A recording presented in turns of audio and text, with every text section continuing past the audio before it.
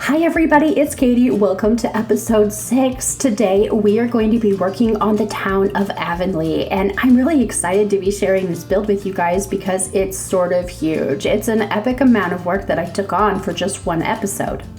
I'm working here on creating a number of different buildings, and I'm using some of the villager buildings to create Avonlea, but also a lot of different props and items. I want the buildings to really feel completely tucked in and filled together in this town area. As I'm creating the town of Avonlea, I realize I've probably taken on too much for one episode as it is. There are just so many different things that I wanted to put together, and it didn't make sense to break it up. I was working on a number of the different areas back and forth, the same step in a lot of places, like getting the path down and figuring out what different type of building pieces I was going to use for all the different structures. Here you can see I am putting the border down on the path. There is a ton of pathing that goes down into this area, so it's a lot of work to get everything just set up perfectly the way that I want. While I have set out some items to give me an idea of what kind of space is going to be taken up, there are a lot of different areas that I do go ahead and get the custom patterns all put down first before I start assembling the buildings. One of the biggest builds is out here on the peninsula. I am putting together a really nautical looking building that is meant to represent the big beautiful hotel that's by the beach. They talk about the hotel in a couple different places, particularly in my favorite version of the movie and as a presentation there, and I really like the way that it fit on the peninsula where it was a little bit away from town. It was probably a big enough build I could have done it all by itself as a whole video, but I love the way that it added a lot of structure and life to the beach area of the island. I used a ton of different items to create the structure illusion, bookshelves and counters, all of the different storefronts, panels, fencing, so many different things to build up a lot of different styles of buildings. Many of the buildings have simple panels that are a big part of the design. Here you can see I'm doing the white doors for the big beautiful seaside hotel, but that's not the only one. I start putting these really cool patterns on all sorts of different places. I pulled a lot of these patterns out in advance because I love the way they look. All of the codes, of course, for all the patterns that I use on the entire island are in the description of the videos below, so you can kind of find them if you're interested. The designer who created most of these outside panels is just brilliant. Such a good job of putting together patterns that look really high quality, and I used a lot of them to create the different sides of buildings.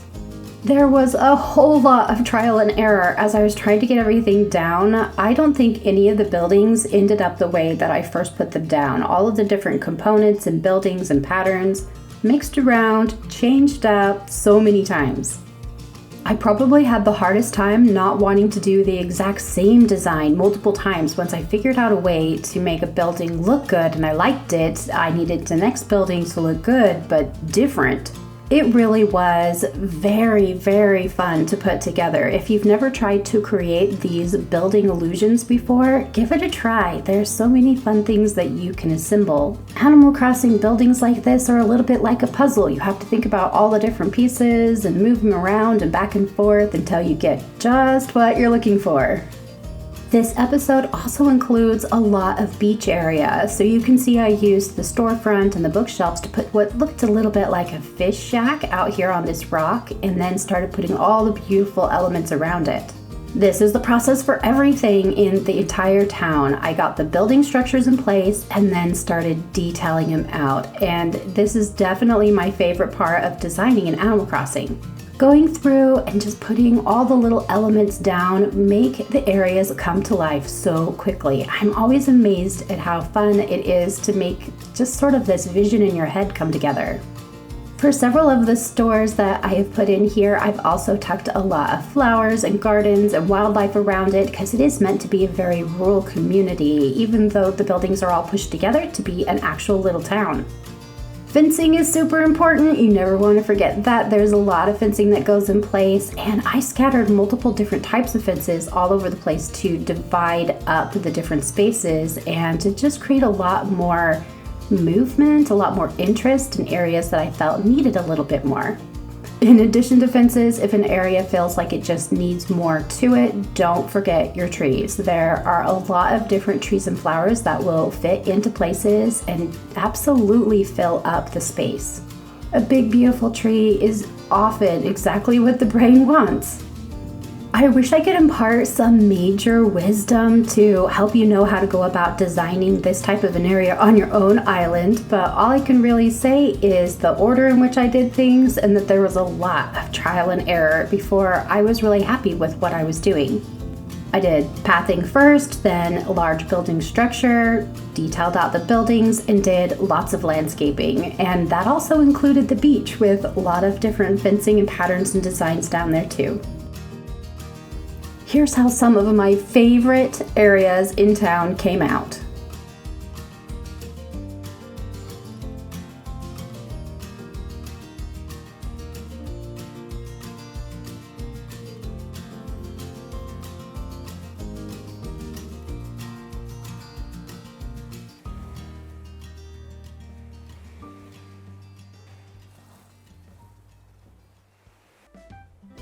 I hope you found something useful here and continue creating in this game. Until next time, have the best Animal Crossing day.